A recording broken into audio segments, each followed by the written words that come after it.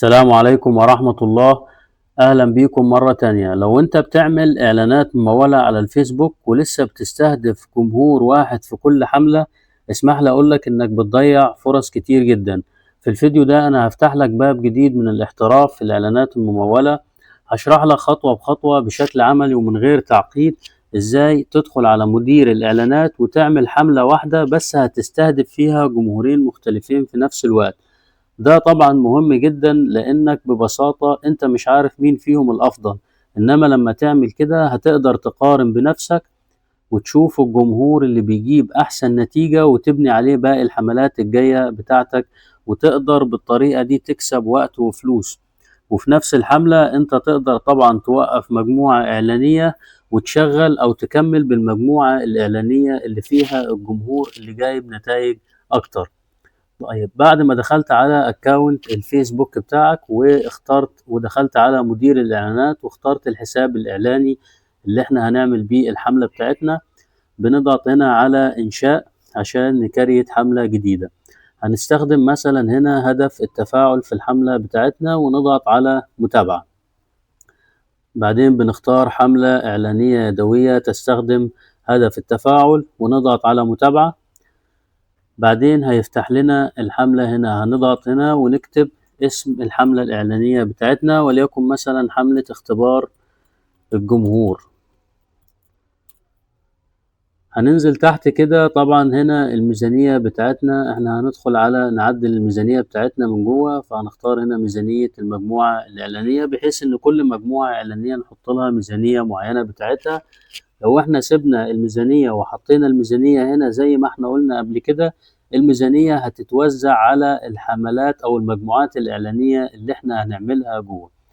طيب انا كده هنا عندي مجموعة اعلانية واحد، فاحنا عايزين نعمل مجموعة اعلانية تانية، فهنضغط هنا على الثلاث نقط اللي جنب حملة اختبار الجمهور ونقول له انشئ لي مجموعة اعلانية جديدة. طيب هو كده المفروض بينشئ لي مجموعة إعلانية، يبقى أنا كده عندي مجموعتين إعلانيتين، أدي المجموعة واحد وأدي المجموعة اتنين. فهنيجي مثلا للمجموعة الأولى دي ونسميها مثلا مجموعة إعلانية واحد اللي هي فيها جمهور واحد مثلا. وهنيجي عند المجموعة التانية ونسميها مجموعة إعلانية اتنين اللي فيها الجمهور رقم اتنين مثلا. طيب هنيجي بقى على المجموعة الإعلانية واحد بتاعتنا دي ونختار اسم المجموعة هنا، وبعدين هننزل تحت نختار وجهات الرسائل ونختار الصفحة بتاعتنا على الفيسبوك، وهننزل تحت نختار الميزانية بتاعتنا وليكن مثلا هنعمل ميزانية يومية 500 جنيه مثلا. وهنختار الجدول الزمني سواء تاريخ البدء والانتهاء وليكن هنسيبها مفتوحة بالطريقة دي واحنا اللي هنقفلها بعدين.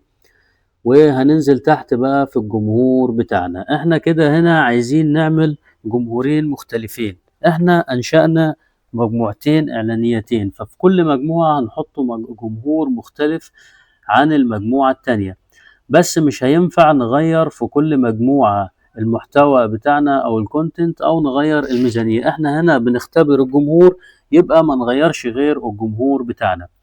هنيجي في المجموعة دي وليكن مثلا هنختار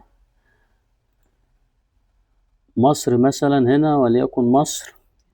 احنا عايزين الحملة بتاعتنا دي مثلا، لا احنا عايزين نختار مثلا هنا وليكن محافظة القاهرة.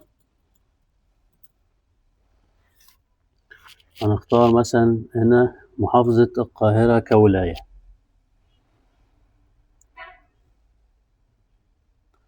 تمام. وهننزل تحت كده نختار العمر بتاع الجمهور بتاعنا وليكن مثلا من 20 لحد 60 مثلا، وكل فئات الجنس. وهنا لو انا عايز اكتب استهداف تفصيلي بكتب الاستهداف اللي انا عايزه طبعا. فاحنا طبعا بنجرب فهنسيبها كده زي ما هي كده. يبقى احنا انشأنا الجمهور بتاعنا في الحملة الإعلانية أو المجموعة الإعلانية 1. طيب هنيجي هنا نضغط على حفظ الجمهور دي مثلا، نضغط على حفظه. هقول لكم دلوقتي أنا ليه عملت حفظ للجمهور. طيب هنيجي نكمل بقى الحملة بتاعتنا وندخل على الإعلان بتاعنا من هنا، ونضيف طبعا الإعلان بتاعنا من الصفحة، سواء كنا هنستخدم محتوى حالي أو هننشئ إعلان جديد. وطبعا الكلام ده كله شرحناه قبل كده بالتفصيل.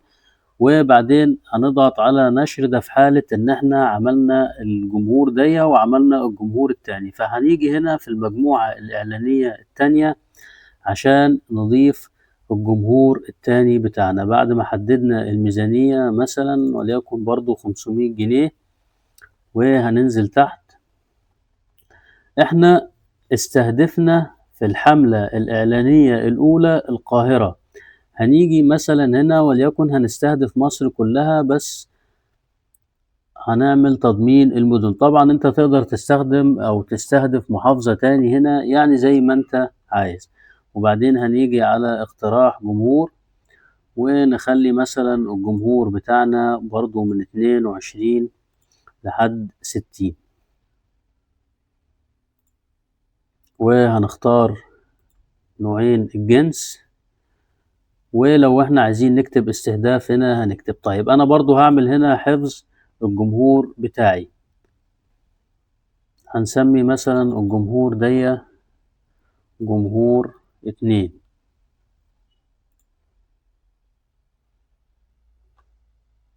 وهكمل الاعلان بتاعي برضو، هدخل على الاعلان واضيف الاعلان بتاعي.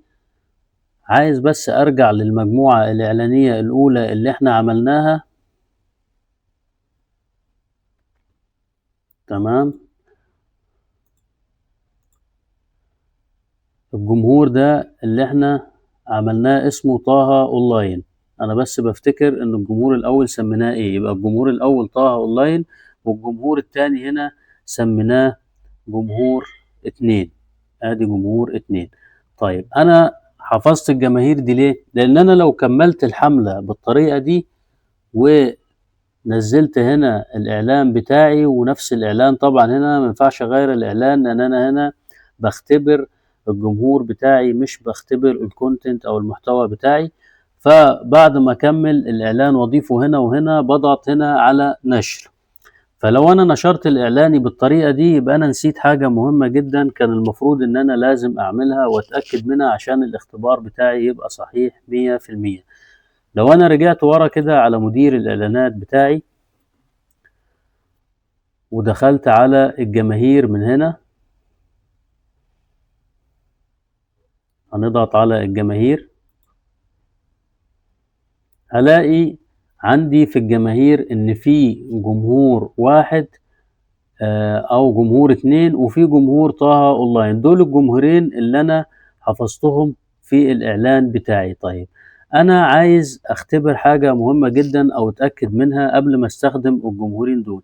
لازم اتأكد ان مفيش تكرار كبير ما بين جمهور 2 وما بين جمهور طه اونلاين اللي انا انشأته دي، لان انا لو عملت اختبار بين الجمهورين وهم اصلا في ما بينهم نسبة تكرار شديدة، ففي الحالة دي انا كده مش بعمل اختبار صحيح، لان هو في عدد كبير من العملاء الموجودين هنا متشابهين او موجودين في الجمهور التاني. فانا بعمل كده ازاي؟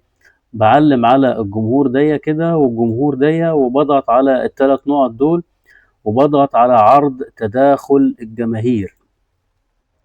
فبعد ما اضغط على عرض تداخل الجماهير هلاقيه بيقول لي هنا ان في نسبة تداخل الجمهورين ببعض 83%، ودي طبعا نسبة كبيرة جدا جدا جدا.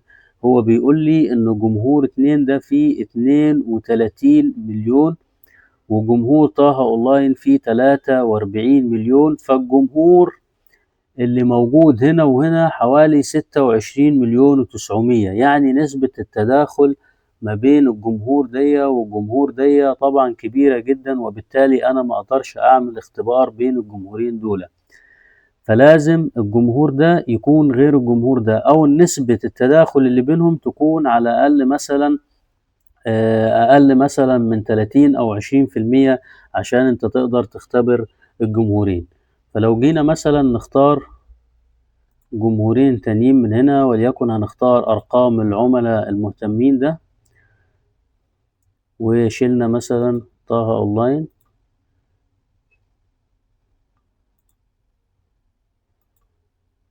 وجينا ضغطنا على ال3 نقط. فاحنا كده بنقارن ما بين جمهور 2 وما بين أرقام العملاء المهتمين. احنا عايزين نشوف ايه التداخل ما بين الجمهورين دول. طبعا المشكلة ان أرقام العملاء المهتمين ده احنا جمهور لسه عاملينه، فهو مش هيعرف يجيب لي نسبة تداخل. طيب خلينا نعمل ايه برضو، خلينا ننشئ جمهور جديد هنا،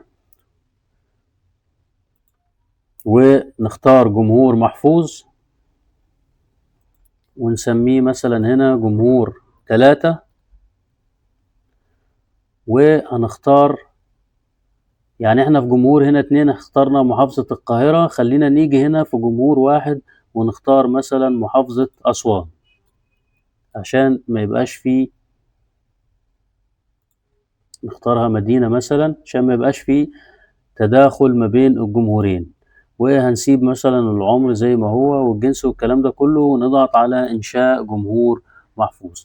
لو احنا جينا هنا عملنا أو عرضنا التداخل ما بين جمهور 2 وجمهور 3 بإن احنا بنعلم على الجمهورين ونضغط على ال3 نقط ونضغط على عرض تداخل الجماهير، هلاقيه بيقول لي إن نسبة التداخل ما بين الجمهورين دول 2% بس.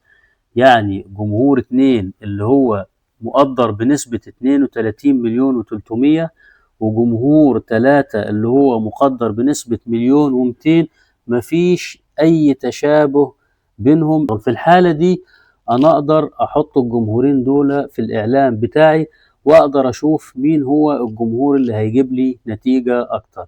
يبقى أنا بعد ما أحط جمهورين في الإعلان بتاعي عشان أقارن بينهم واختبر ايه هو الجمهور اللي هيجيب لي نتيجة اكبر، لازم ادخل على تداخل الجماهير واشوف هل في نسبة تداخل كبيرة ما بين الجماهير دي ولا لا. يا رب يكون استفدتوا من الفيديو بتاع النهاردة، وشكرا، والسلام عليكم ورحمة الله وبركاته.